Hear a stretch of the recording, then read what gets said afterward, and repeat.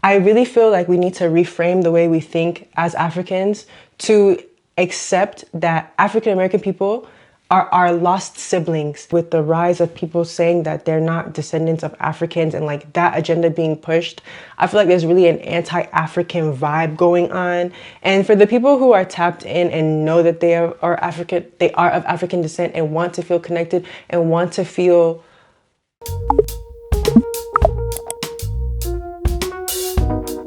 sometimes it don't make no sense. Does it really have to? There is nothing I can say. Hi, welcome to Maya's World. Hi y'all, I hope everyone is doing well. I wanted to make a quick-ish video about something that has been on my mind for a long time. But before we get into the topic for today, I want to talk about a little hair update. I have discovered using castor oil. I really love it. Like, I know it's a thick oil, but I just feel like my hair really likes it. And sometimes I think that hair kind of goes in cycles. Like, there are certain things that I used to do in my hair and my hair didn't like it, and now my hair likes it. Castor oil being one of those things. I feel like when I had my hair out, and it's like before it was locked, my castor oil didn't do me good. But now it's doing me good. Another thing, this is what I think is really cute. Look. Okay, so do y'all see this little baby lock? I haven't had a baby lock grow in like a year or two, and my last baby lock is now attached to this lock. I just think it's so cute that they just keep sprouting and growing and adding, and yeah, it's a little hair update. I have another hair update as well on my Patreon. So I'm still slowly developing my makeup. I'm slowly buying things. I'm thankful for everybody who was really sent me love for like my last video talking about my health experiences. Today's video is a video I've been wanting to talk about for years, but I just never knew how to properly approach it. But I feel as if it's becoming something bigger and bigger and bigger. I feel like there has been a rise of discourse around diaspora wars. If you don't know what diaspora wars is, how do I even explain it? So like, this is a thing where they feel like, how do I even explain it? How do I explain diaspora wars? Like, it's like feeling like Nigerians don't like African Americans, or African Americans don't like Nigerians, or Africans don't like Caribbean people don't like African Americans. Like all of this, all of the fighting.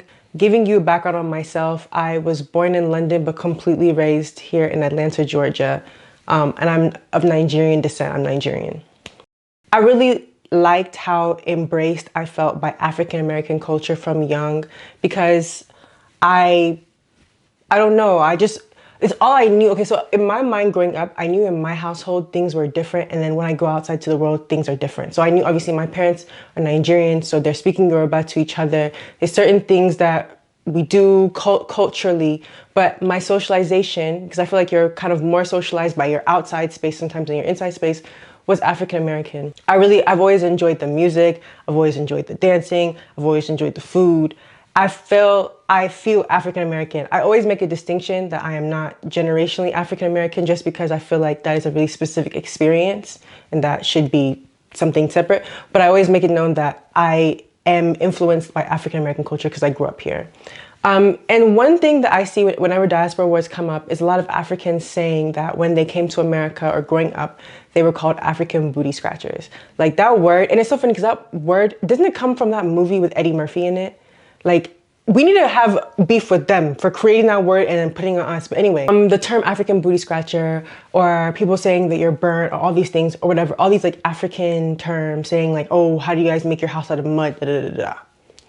My perspective with that experience is, so yes, I was called an African booty scratcher, but for me, you know who else was called African booty scratchers? Dark-skinned people, dark-skinned girls growing up. Like one of my best friends growing up, her name was Jada. She was called African booty scratchers. People often in America assume dark-skinned people to be African looking. And the term of African being a pejorative, or like did I say that word right? But like African as like a negative term is all coming from anti-Blackness. And I wish that when we had discussions about diaspora wars, we spoke about the fact that a lot of what's going on is our anti-Blackness, how it plays out into each other.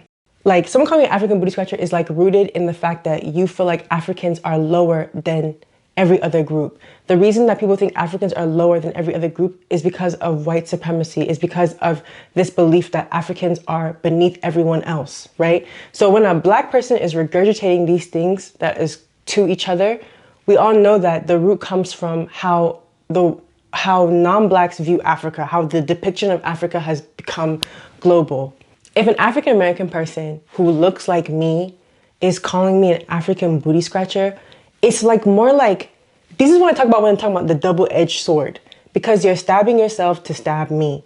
And I wish that people understood that even though those terms hurt and those terms suck and being bullied as a kid sucks, when Black people are making insults towards you because of your culture, they're making the insults right back at them. Because we all know that African American people are African people. Like, they're descendants of African people. Something I also want to just like speak to is, like, I lived in Nigeria for a year, and there's anti-Blackness that Nigerians say to other Nigerians. Like, colorism is so massive in Nigeria. It's big everywhere in the world. But I feel like the normalization of skin bleaching and stuff like that is so common in Nigeria that people make comments like that all the time. So for me, I'm like, why are we now singling out African Americans for saying anti-Black things towards us when our Nigerians also say anti-Black things towards each other, and African Americans say anti-Black things towards African Americans? Like, this is why I think it's so important to speak on things as systematic versus the individual experience, because when you see that the system that it's all under is anti-Blackness, then we can really, really get going.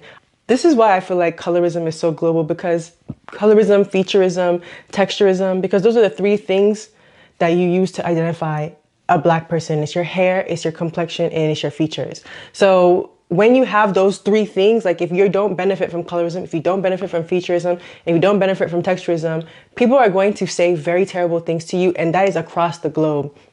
They're gonna say it to you in Germany, they're gonna say it to you in Atlanta, they're gonna say it to you in Lagos. If you are someone who is genuinely affected by all three of those things, it's gonna be bad everywhere.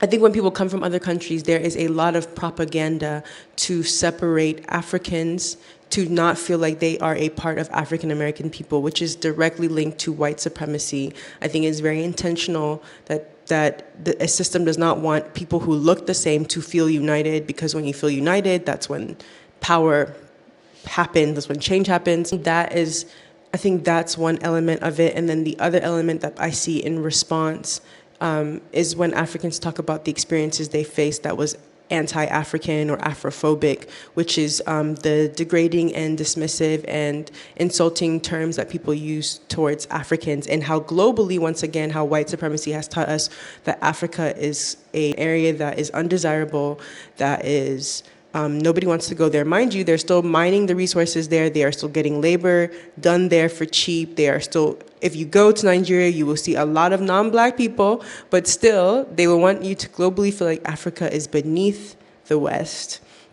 So I think these are two issues going on, and both issues is a subgroup of anti-Blackness. Another thing that I don't like about diaspora specifically, and why I find a lot of conversations triggering for me, is because when we talk about like African Americans and people who have this ignorance to like make jokes or say like African American people don't have culture, which is 100% false.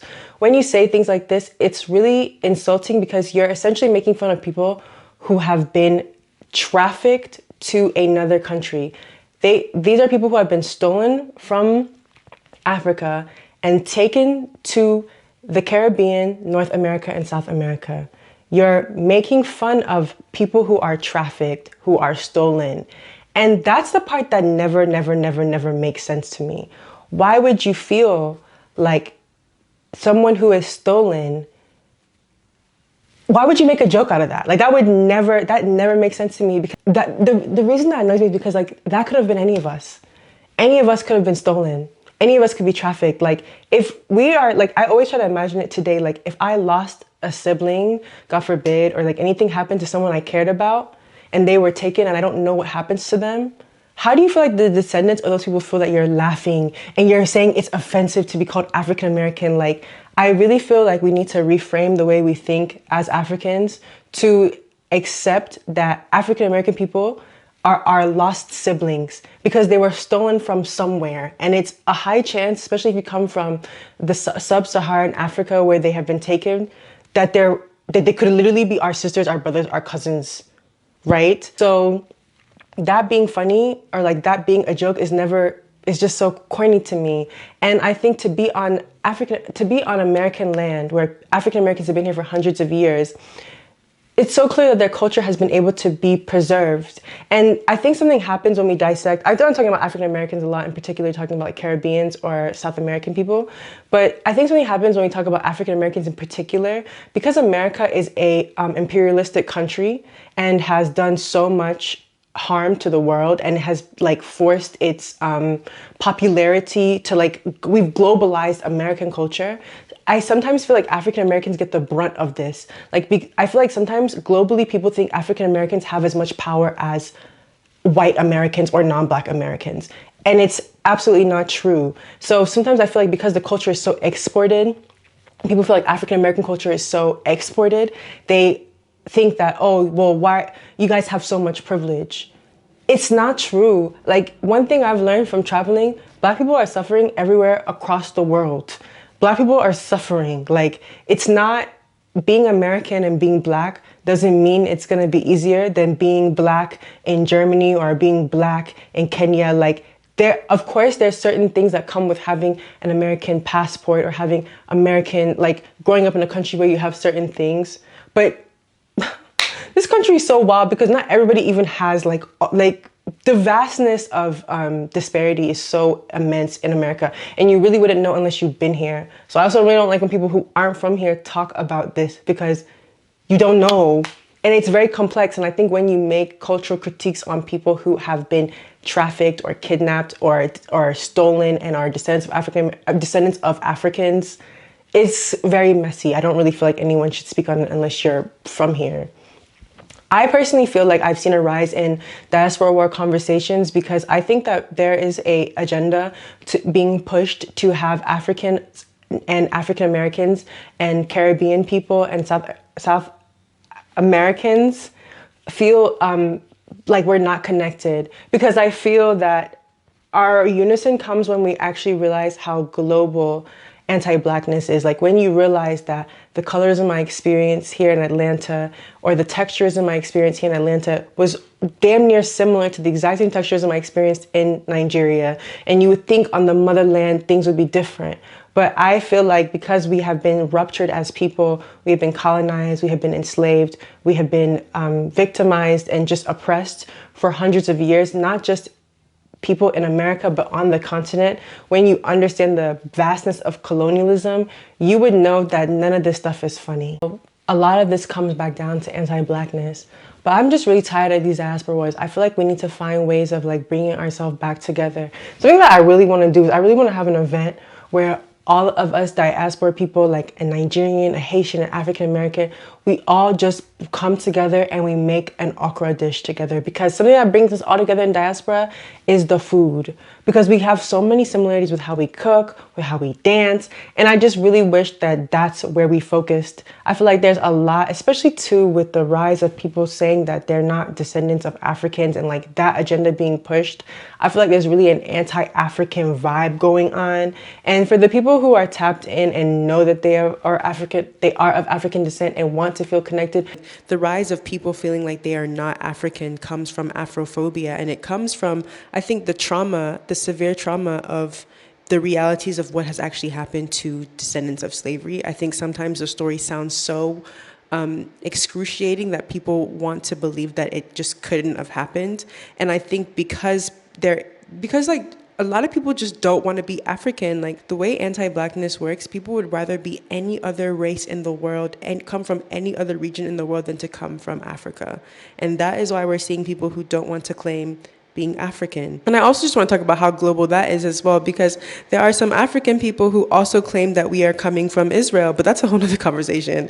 Like in Nigeria, I've literally heard people say that we are not actually from Africa as well. Like, I just think that the way anti-Blackness works is that it makes us hate ourselves so much that we don't want to claim that we are from here. I always 100% encourage it, because a lot of these diaspora wars is literally only happening here in America or in England. If you go to Nigeria as an African American person, people aren't going to look at you and be like, oh, I heard you. They're not like this is something that happens on the Western land for some strange reason. So I always encourage people who are